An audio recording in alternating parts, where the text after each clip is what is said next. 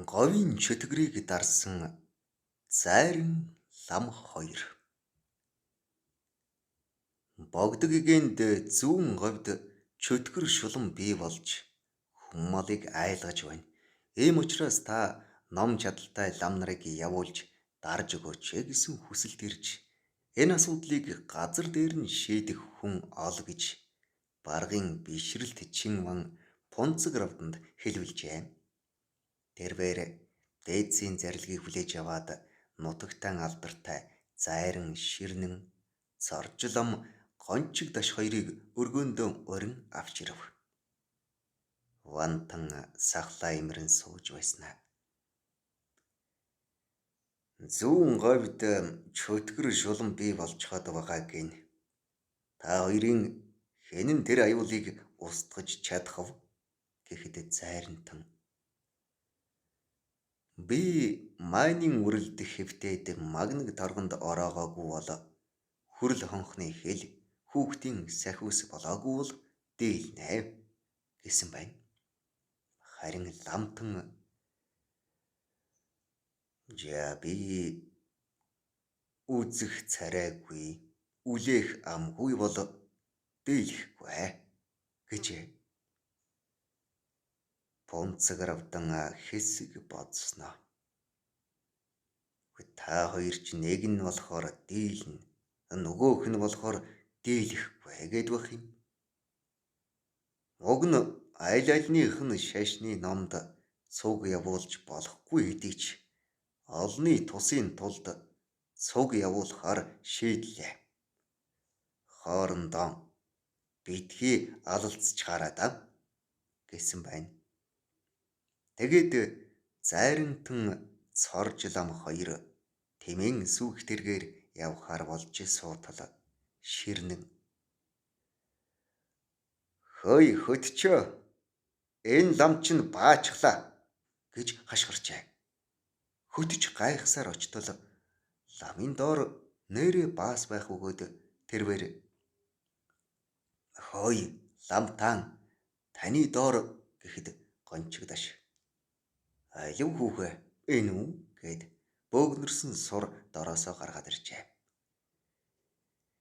Тэргэн дотор төрөвчийн харсан баасны оронд сур байсанд хөтж ихэд гайхжээ.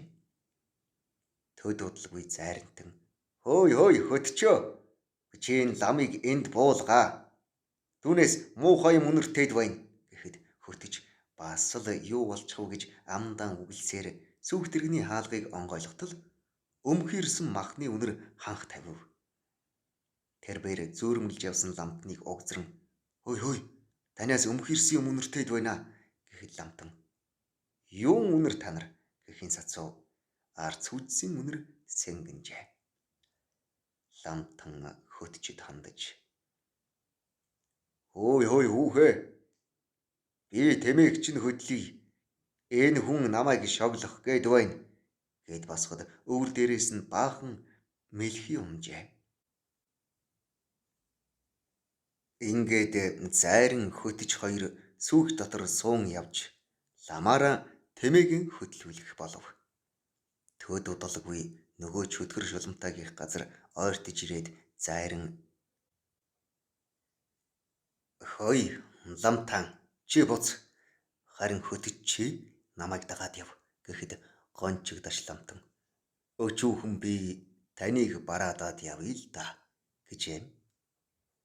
Тэд замдаа буудлан хооллож ундлаад цааш явдлаа.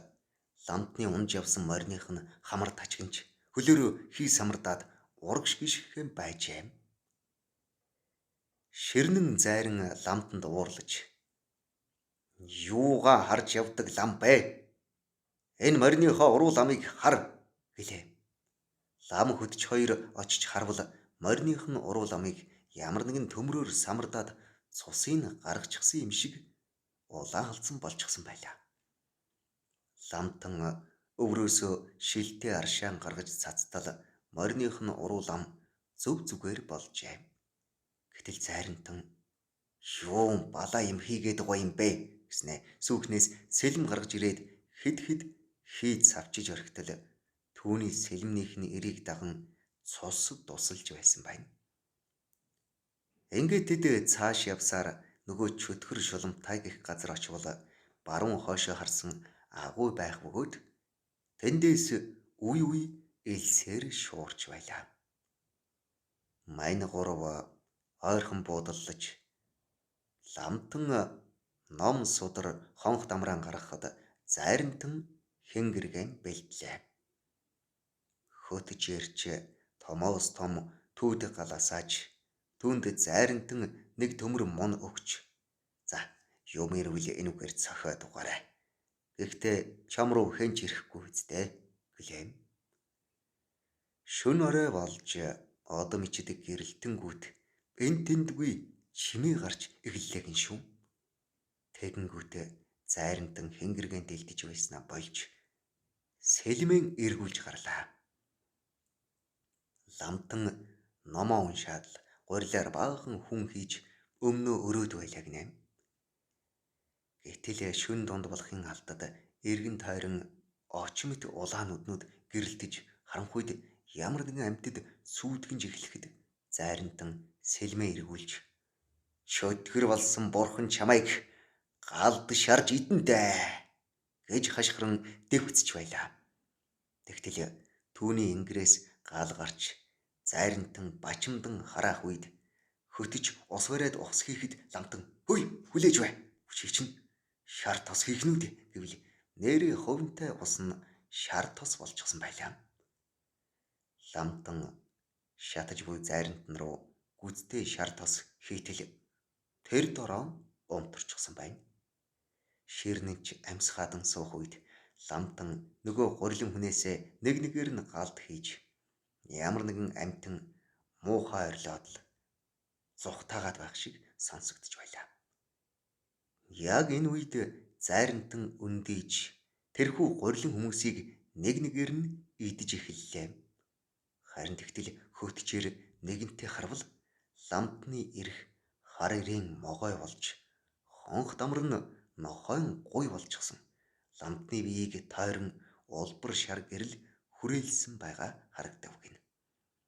Түүн рүү ямар нэгэн амьтан очоод мөргөж буймт түсхийсэн чимээ гарахаас гадна шүд хавирах төмөр хятнах чимээ сонсдож байжээ. Төд удалгүй үүр цайхад ямар нэгэн амьтны муухай орилох чимээ гарч байснаа нам гүм болсон байна. Тэгээд ламтан зайрантан хоёр эвтэй найртай наргагүй цайгаан хувааж ууцгаагаад нам унтжээ. Мань хоёр үд болтол унтаад бие биедээ эм тан өгч байгаа харагдав гин. Ингээд тэд гурав бутсан бөгөөд үүнээс хойш тэр нутгийн ардууд өнөөх газрыг элдв чөтгөртэй энтер гэж богд хаанд дахин мэдүүлээгүй юм гэдэг. Хожим зайрантан ширнэн би ч говийн чөтгөрийг цорж гончташгүйгээр дарж чадахгүй байлаа гэж ярьсан гэдэг. Харин цорж гончташ нэрээ ширнэн зайран ямар нэг юмд хатуу ширүүнээр хандах гэдэг хүү юм билээ. Тэр нь чөтгөр шулмд бол аргагүй л зөв арга юм. Говийн чөтгөрийг дарахад түүний хар хүч хурцх хараа бяр чадал ихэхэн хэрэг болсон юм шүү гэж ярьдаг байсан гэдэг.